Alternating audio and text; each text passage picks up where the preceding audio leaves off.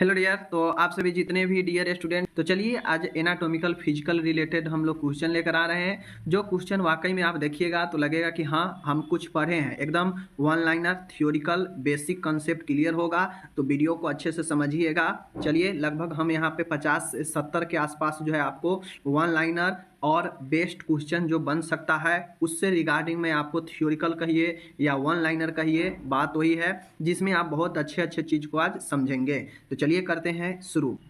पहला प्रश्न है कॉक्लिया। कॉक्लिया का संबंध हियरिंग से है। सबसे पहले आपको जहां भी कॉक्लिया वर्ड आ जाएगा समझ जाइएगा कि यह जो है हियरिंग से रिलेटेड है और यह एक कान का अंग है।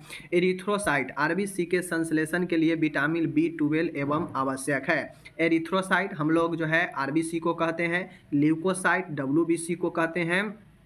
तो आरबीसी के संश्लेषण के लिए, सिंथेसिस के लिए विटामिन B12 के जो है होना आवश्यक होता है। समझ गए।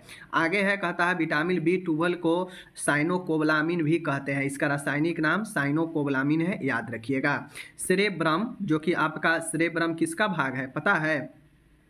सेरेब्रम में पाए जाने वाली गायरी या कन्वॉल्यूशन इसका सरफेस एरिया बढ़ा देता है। तो जो सेरेब्रम होता है, इस सेरेब्रम में जो गायरी पाया जाता है या फिर कन्वोल्यूशंस होता है, इसका सरफेस को बढ़ा देता है। आगे है आयोडीन थायरोक्सिन हार्मोन के सिंथेसिस के लिए आवश्यक है। माय डियर, आयोडीन जो आप खाना से प्राप्त करते हैं पोषण से, वह थायरोक्सिन हार्मोन के सिंथेसिस के लिए आवश्यक होता है। समझ गए। आगे है माय डियर, आपको एक एक चीज़ समझाएंगे।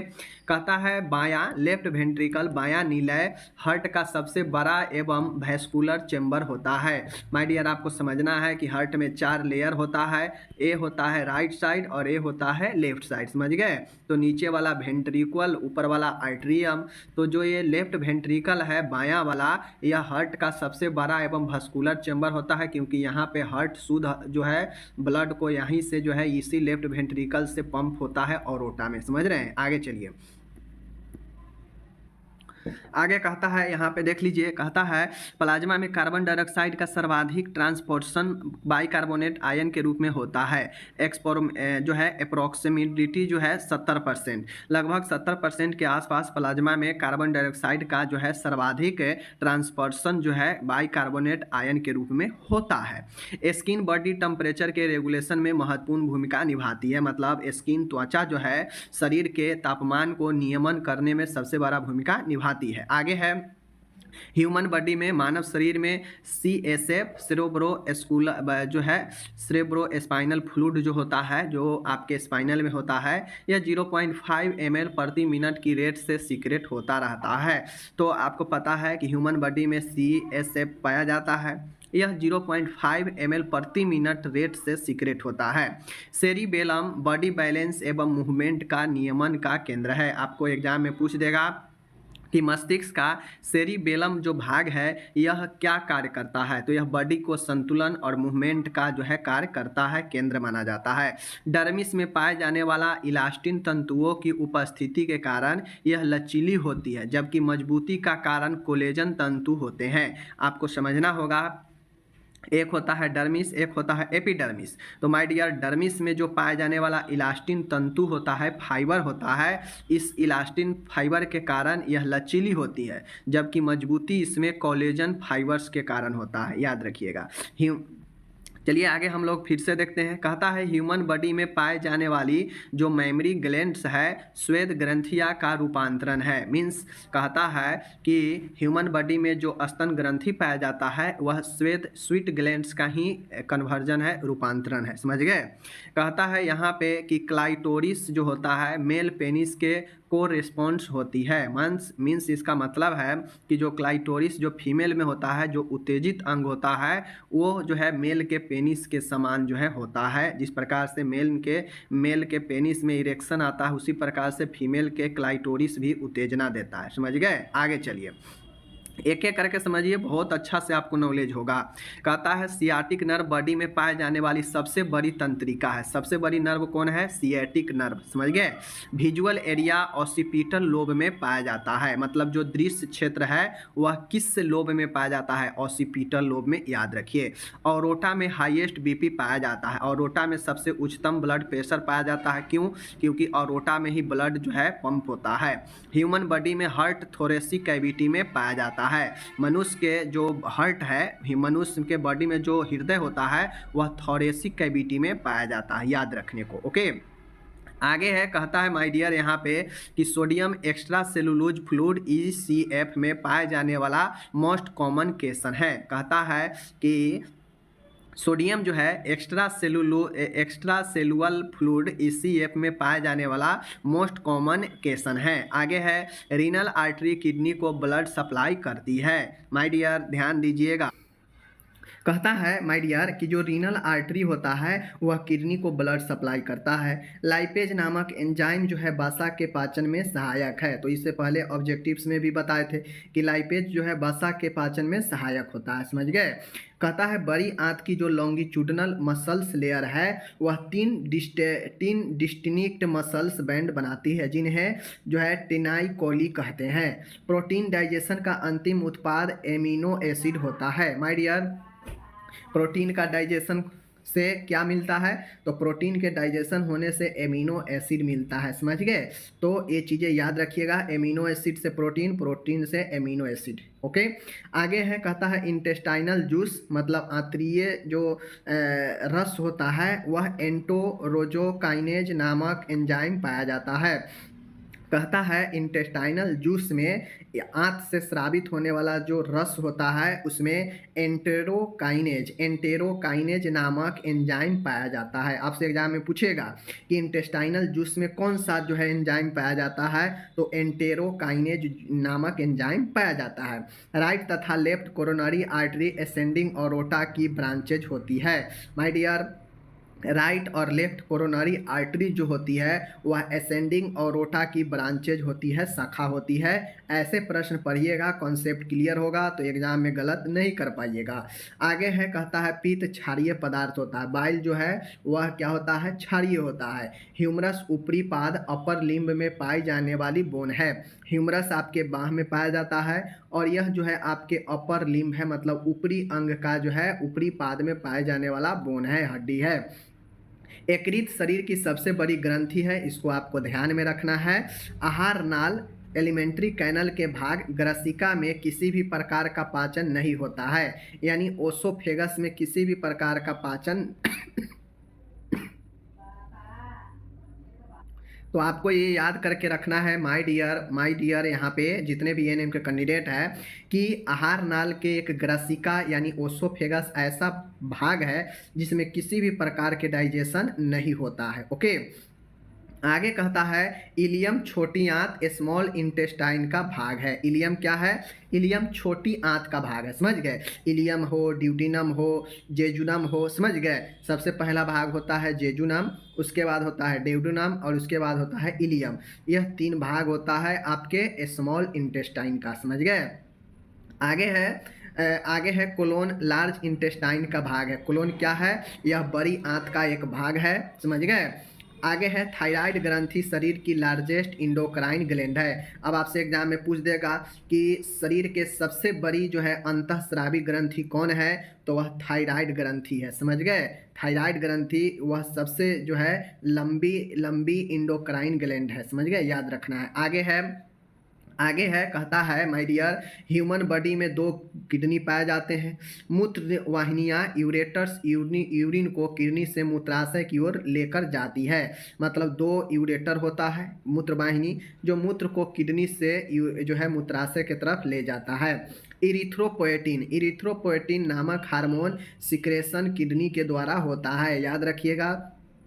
एरिथ्रोपोएटिन हार्मोन है जो किडनी के द्वारा जो है सीक्रेट किया जाता है, इसको आपको ध्यान में रखना है। आगे है, कहता है किडनी शरीर से उत्सर्जित पदार्थों को बाहर निकालती है, वेस्ट पदार्थों को बाहर निकालती है। यूरिन को यूरिनरी ब्लेड से बाहर की ओर त्याग करने का कार्य मूत्र मार्ग यूरेथ्रा करता है। मतलब यूरिन मूत्र को मूत्राशय से बाहर त्याग करने का कार्य जो है वह आपका मूत्र मार्ग यूरेथ्रा करता है, समझ गए।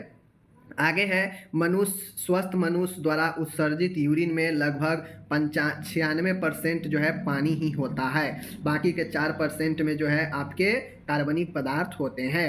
वृषण जिसे टेस्टिज कहते हैं, नर की जनन ग्रंथियां हैं, रिप्रोडक्टिव ग्लैंड्स है, क्योंकि यही टेस्टिज जो है सीमेन स्पर्म को बनाता है। आगे है अंडाशय, ओवरीज जो है मादा की जनन ग्रंथियां हैं, 2 अंडाशय जो है दोनों साइड पाया जाता है। पुरुष में भी 2 टेस्टिज पाया जाता है, समझ गए। शुक्रजनक नलिकाएं टेस्टिज में पाई जाती है, मतलब सेमिनल जो स्पर्मेटिक जो वेसल्स होता है वह टेस्टिज में ही पाया जाता है, क्योंकि यही शुक्रजनक जो नलिका होता है यह शुक्र का जनन करता है, मतलब शुक्राणु को बनाता है टेस्टिज में। शुक्रजनक नलिकाएं शुक्राणुओं का निर्माण करती है, वही चीजें मैंने अभी बताया, ठीक है ना।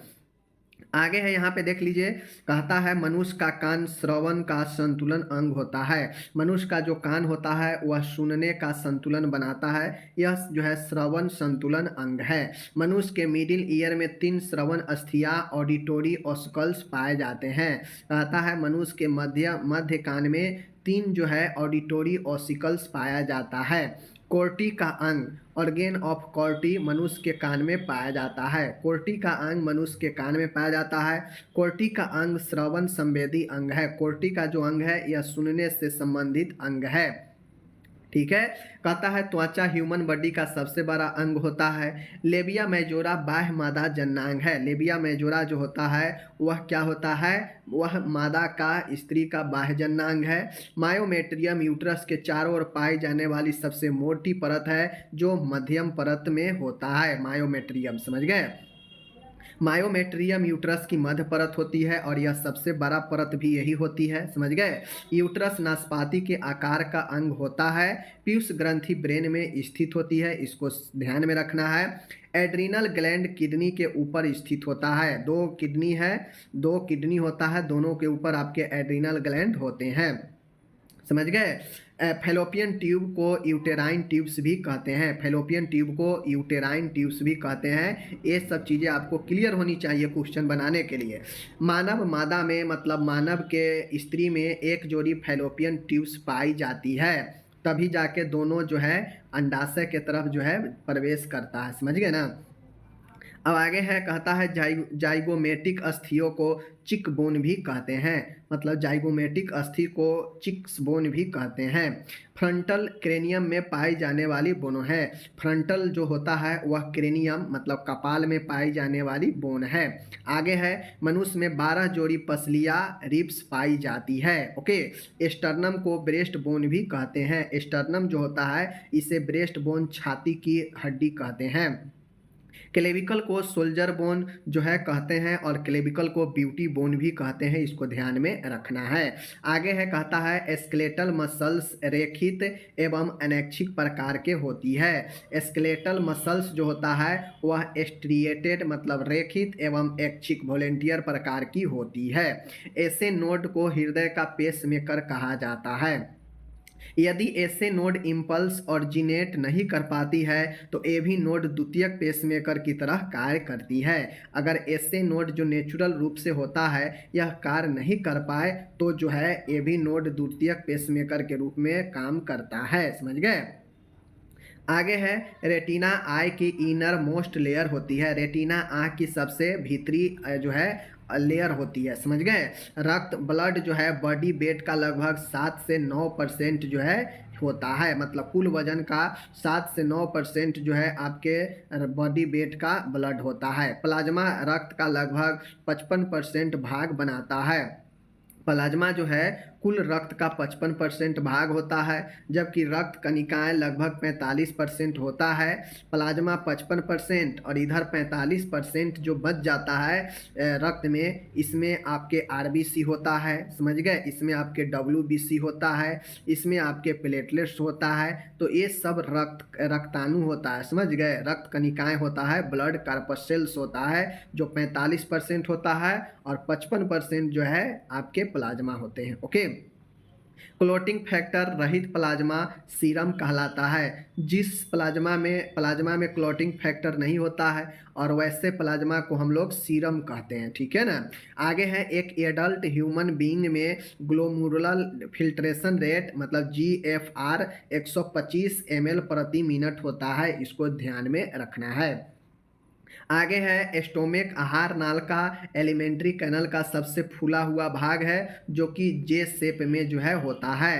तो स्टोमेक यानी आमाशय किस शेप में होता है, तो स्टोमेक जो है जे शेप में, कुछ ऐसे ही जे शेप में होता है, समझ गए, इसको याद रखना है। लाल रुधिर कणिकाएं आरबीसी का डायमीटर लगभग 7 माइक्रोन होता है। तो माय डियर, जो आरबीसी का डायमीटर जो होता है लगभग 7 माइक्रोन होता है, याद रखिएगा। वाटर का अर्धपरागमय झिल्ली सेमी परमिएबल मेम्ब्रेन द्वारा अपनी हाई कॉन्सेंट्रेशन से लो कॉन्सेंट्रेशन की ओर मूव करना प्रासरण कहलाता है। तो प्रासरण का मतलब होता है कि अर्धपरागमय झिल्ली से जो है अर्धपरागमय झिल्ली से द्वारा अपनी हायर सांद्रता से निम्न सांद्रता की ओर मूव करना ही प्रासरण कहलाता है। लीवर उदर गुहा में राइट साइड में स्थित होता है। यकृत लीवर जो होता है एब्डोमिनल कैविटी में राइट साइड में स्थित होता है। तो मैंने आपको बहुत सारे प्रश्न जो है वन लाइनर मैंने आपको यहाँ पे बताया। अगर आपको नहीं समझ में आए तो वीडियो को रोक दीजिए और रोक के देखिए कि क्या लिखा हुआ है, उसको खुद से पढ़िए, खुद से समझिए, समझ गए ना। तो ये सारा चीज़ है, तरीका मैंने आपको पढ़ा दिया। हम मिलेंगे आपसे अगले वीडियो में, अपना ख्याल रखिएगा, तब तक के लिए टेक केयर, धन्यवाद।